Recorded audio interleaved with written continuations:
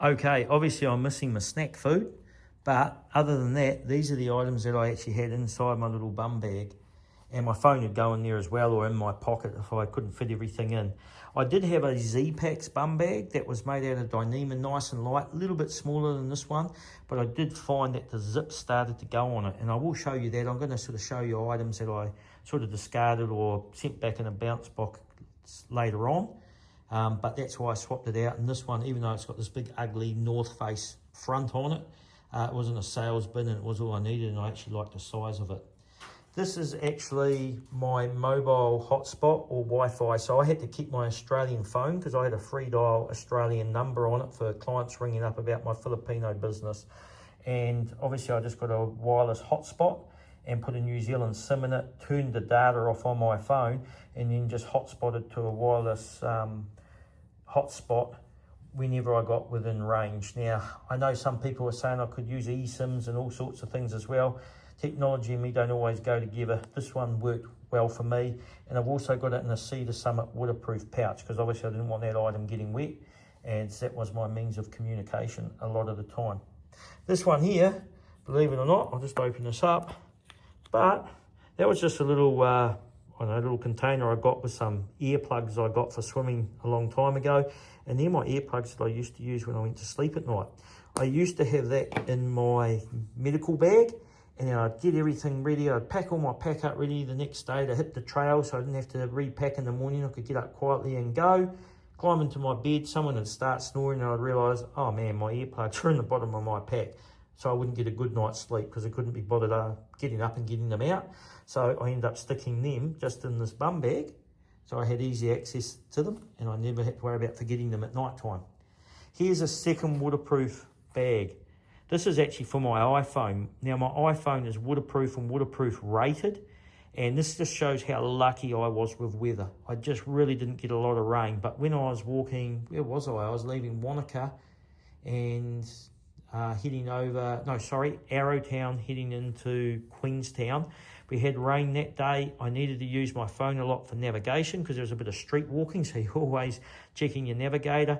And the rain landing on my iPhone screen, it just thought it was my finger tapping things, and I'm trying to look at a map. Next thing it'd be opening up an email and typing a nonsense message, and all I needed was a raindrop to land on the send button, and someone would be getting confused. So it wasn't until I got to Te Araroa that I actually got this pouch just in case I got more rain. I needed to get my iPhone in something waterproof so the water wasn't landing directly on the screen, so I could navigate. It wasn't to save the iPhone from water. My iPhone was waterproof rated anyway, but that's just something I had to get at the end of the day.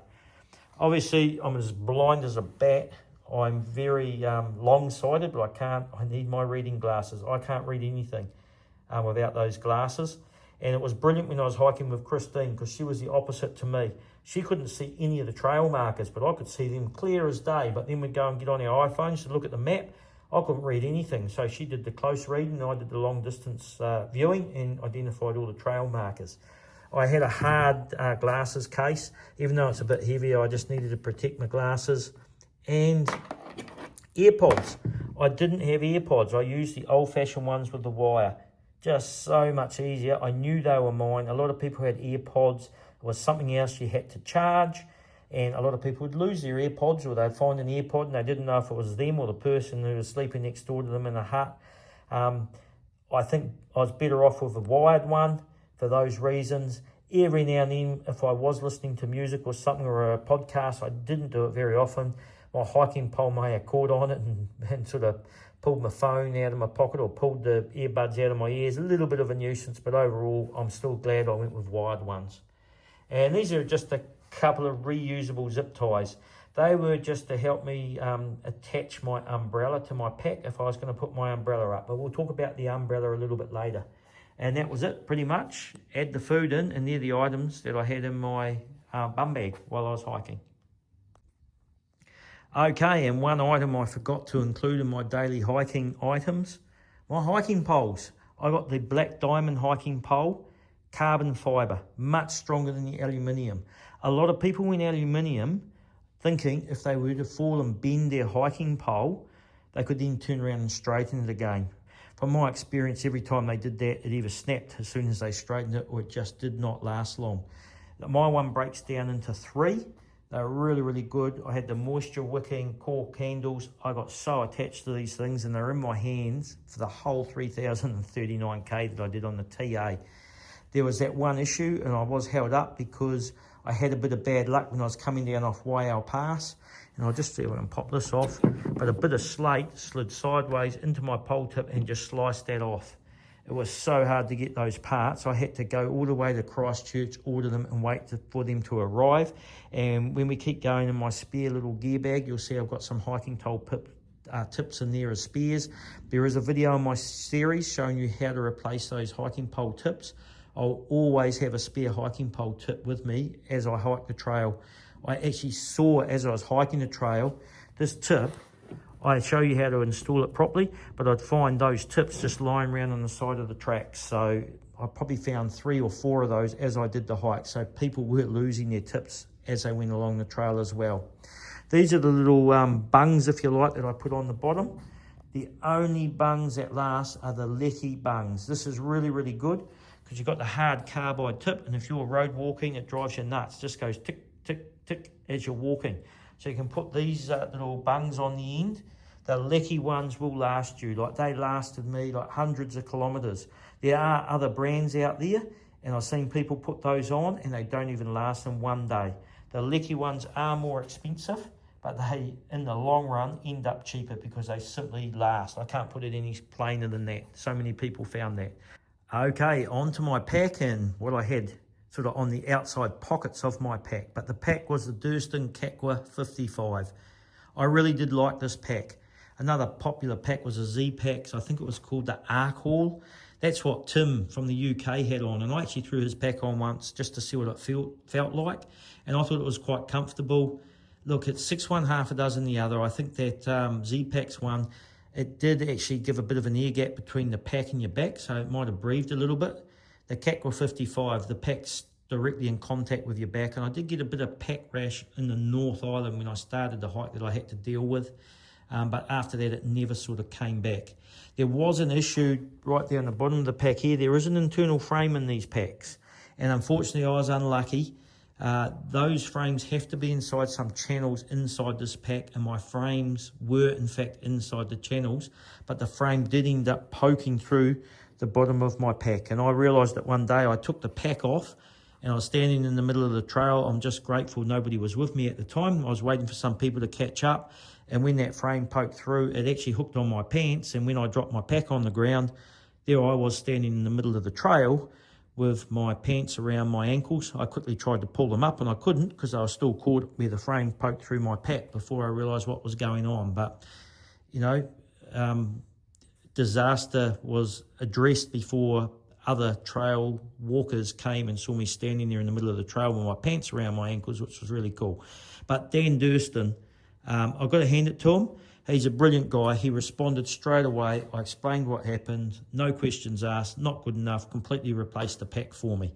So you can't argue when people back their products like that. There was another hiker that heard what happened to me, showed me their pack, and they were about to have the same problem. They double checked and their frame was in their channels as well. And again, their pack was getting replaced on warranty. So can't complain. Anyway, in my back pocket here, this was easy reach. They are disposable wet wipes. I just had them really. I used them mainly when I got into the huts and I just wanted a bit of hygiene on the mattresses in the huts. I'd give them a bit of a wipe with that first before I slept on the mattress. You just don't know if there's been a sick person there before you. And I've got it inside here, but that's just a Z-Pack's rain cover. It worked brilliantly. I generally had that on my pack the whole time, simply because even though this is quite a durable mesh on the pack, if I was bush bashing or something, twigs and that could get stuck through the mesh and it could tear it. My rain cover is looking a little worse for wear now. It's done its job. I think it really, really saved my pack by having that on the whole time. And I could unclip that rain cover and lay it on the ground. And if I had wet ground or dirty ground and I was doing my lunch or something, it actually gave me a clean surface that I could put things on. The other one is pretty essential.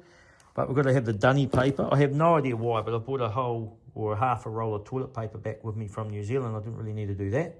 But I'll just show you a soap that my sister got me that's inside. I'll just have to take it out of the packet.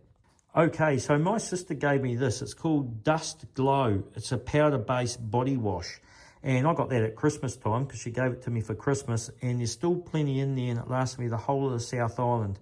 And every now and then I'd do something, I'd use a bathroom and the long drop toilets. They're not the nicest. And I know, you just felt like, gee, using hand sanitizer all the time, you just felt like a little bit of soap.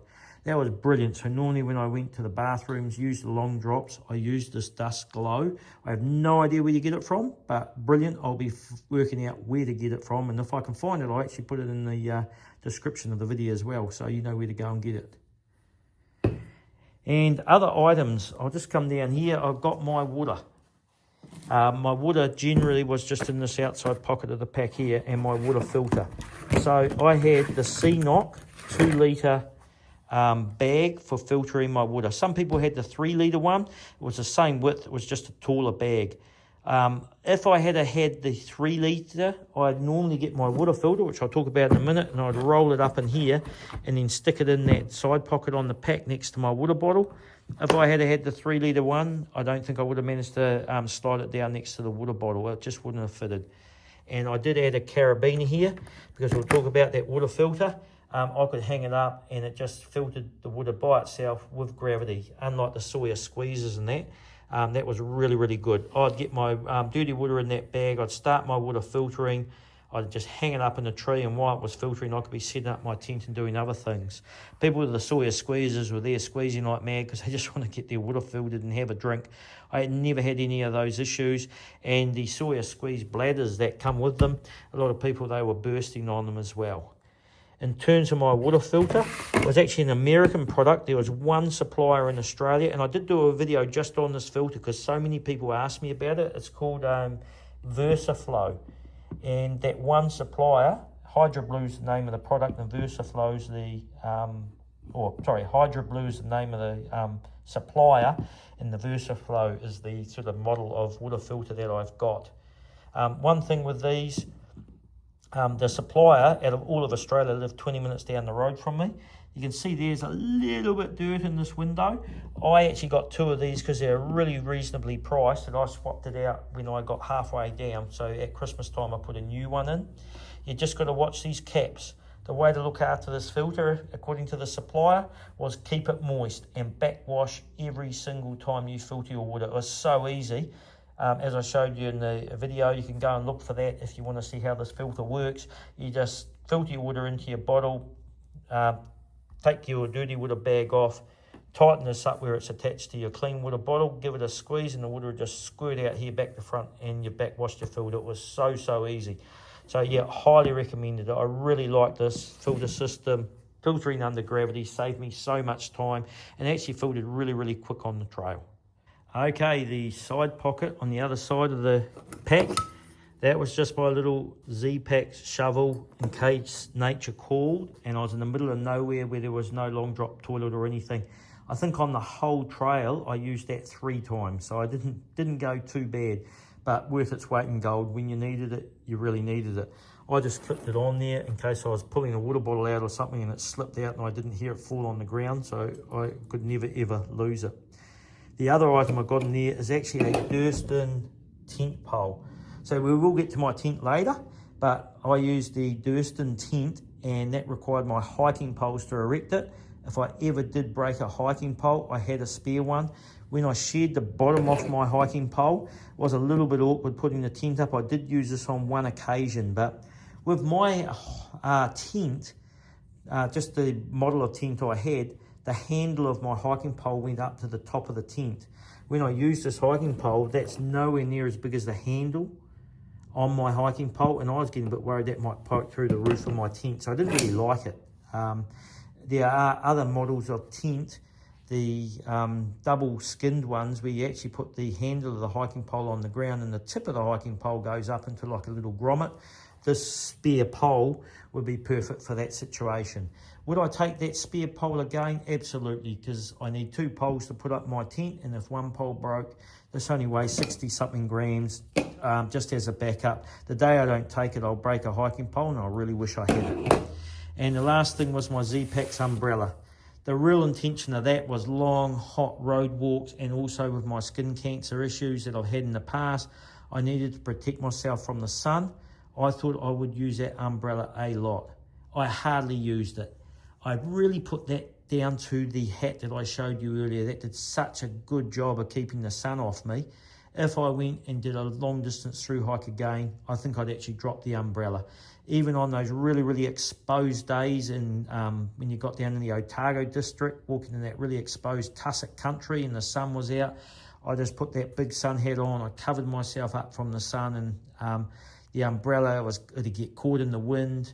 It'd sit on the straps, my shoulder straps for my pack, and it was always touching the side of my face. There's the odd occasion when I used it, but it just wasn't worth the hassle of bringing it with me. Definitely wouldn't bring in an umbrella a second time. Anyway, I'll just open up my 2 little side pockets, spin that pack over, and show you what else I had. Okay, so attached to the shoulder strap was my InReach Mini 2. That's what I use for all my messaging and my navigation. I generally used the app, the Te Araroa app. Far Out was really, really good. I actually swapped out to Far Out in the end. The elevation profile was better, and the background maps were so much clearer. And then Dennis Stanton's got his own app as well. So there was 3 apps that I used. Dennis Stanton's app was pretty good as well. Dennis Stanton was the gentleman I thanked on my second to last day before finishing TA, because he does so much. He's actually got his own app.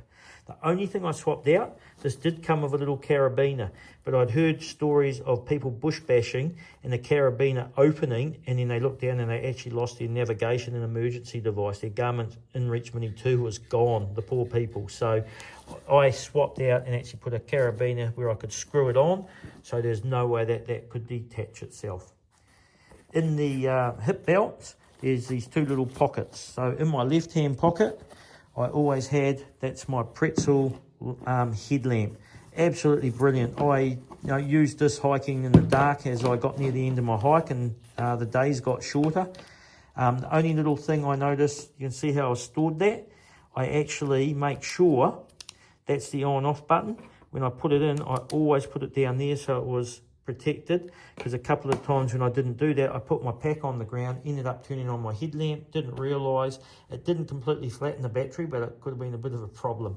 And the other thing I had in there was just some hand sanitizer. I always put that in a Ziploc bag, just in case a little something came off. I didn't really want all my hand sanitizer leaking around the inside of my pocket. Also in there, they're not in there at the moment, were those 2 little bungs that I put on the bottom of my hiking poles. So if I was road walking and then I suddenly came to a track, I just put the 2 bungs in there, and then I was going down a hiking trail and I had my carbide tips for gripping the ground. This side here, I actually had another hand sanitizer in there. I only really needed 1, but I didn't want to waste it.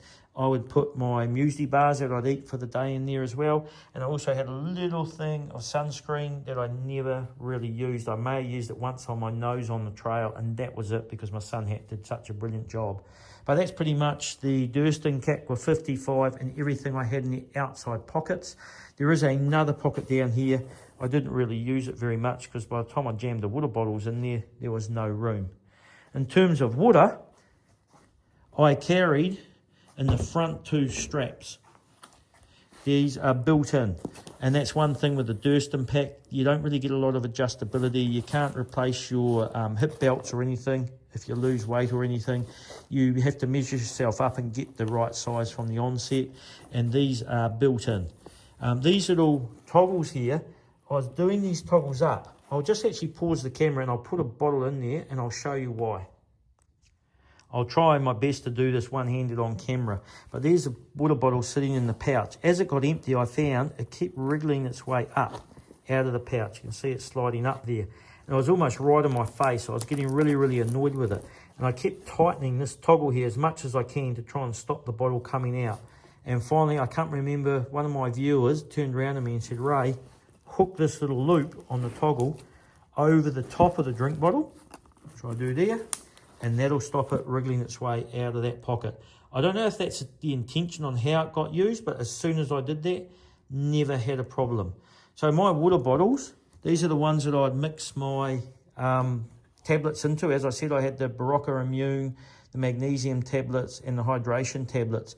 I had 2 bottles in there, and that's generally what I could grab all the time. 600ml bottles. I went into one town and all I could find was 650ml bottles. But I'm just going to pause the camera because here's 2 water bottles I've just grabbed in Australia, but I'll swap out that cap and I'll explain why. Okay, everybody will recognise this, just the good old pump bottle cap. If I'm walking along the trail and I take that top off and I drop my drink bottle, all the water's on the ground in no time. If I swap it out and put the pump bottle cap on there and I drop my water bottle while I'm having a drink, not very much water gets out of that bottle before I pick it up. So if I'm a long way between water sources, safety thing, I can't lose my water. These bottles, a lot of people went with the bladder systems. After a while, because they were using them all the time, mould and that might have got on the inside of their bladder. Some of them had mould inside their straws. I really like the hygiene perspective of these plastic water bottles. Once I got to a town, if I thought, gee, I've had that water bottle a long time, I was a bit worried about it. Any service station, any supermarket, just go buy another one. Really easy to swap out for hygiene. Just watch with the thickness of the plastics. Once you put this one here on, I could walk down that trail, and you can imagine if I wanted to have a drink, if I had that screw top on, I had to stop, lean my hiking poles against something, had to have 2 hands to unscrew it, have my drink, put the lid back on, grab my hiking poles and start again. Once I swap out to that there, I could walk along, I could hold my 2 hiking poles in one hand, pop this drink bottle out of the little pouch, bite that, open it, have a drink, whack it on my body to close this up again, slide it back into my little pouch, put the second hiking pole back in the hand that I just used to have a drink with, and I was walking. I never had to stop. I could keep walking and have a drink anytime I wanted. And I think that was really good for hydration. The easier it is to get access to your water, the better. So pretty much I was 1.2 litres with 2 600ml bottles, and at one stage here I had 650ml bottles or pump bottles fitted in here as well. So I had 1.3 litres. Then on each side here, I had a 1.5 litre bottle of water. So there's just your typical 1.5 litre. Again, you just got to watch how thick that plastic is. I actually swapped out and put a couple of these caps on there as well, just in case I drop one of those bottles of water.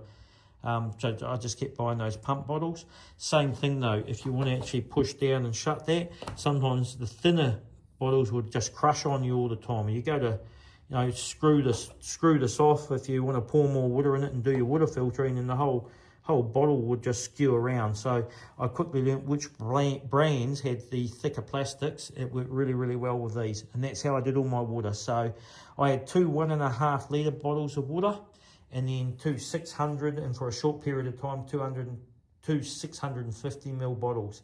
Generally, most of the days I had reasonable access to water. So I'd fill 1.5 litre bottle of water, and then decant half of it into the other 1.5 litre bottle of water. So I had 3 kilograms of water, and I generally start the day 3 kilograms in there, and then I have another 1.2 kilograms because I have these 2 600ml bottles of water, but I guzzle them pretty quick with my Barocca and that in the morning to get myself hydrated. So that's pretty much what I carried. There were a couple of occasions where I was getting worried about water, or there was a long distance between water. One of them was when I left the Blue Lake. I didn't want to go collecting water from that pristine area in New Zealand. It was just so pretty up there, and it's the clearest fresh body of water in the world. They ask you not to dip anything in the streams or anything that run into that lake. That was one day there where I had 3 litres of water in these 2 bottles, and then another 1.2 litres there. I carried 4.2 kilograms of water when I went over and went up to do the YL pass.